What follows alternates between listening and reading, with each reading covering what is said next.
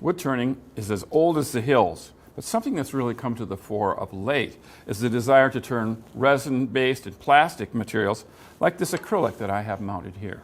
And for good reason, because these blanks come in a variety of beautiful colors and hues and look great when they're turned into handles and pens.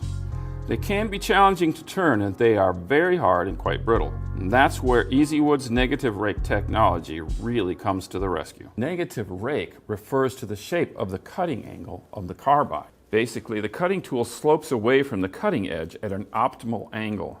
Designed to be much less aggressive than the standard cutter, negative rake cutters result in safer, smoother, and more continuous cuts in those very hard materials.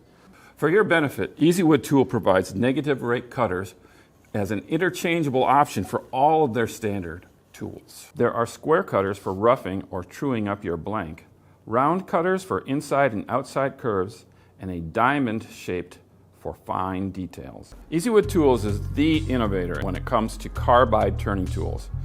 Everything from the ultra practical square toolbars, their innovative scroll chuck, to their elegant negative rake cutters.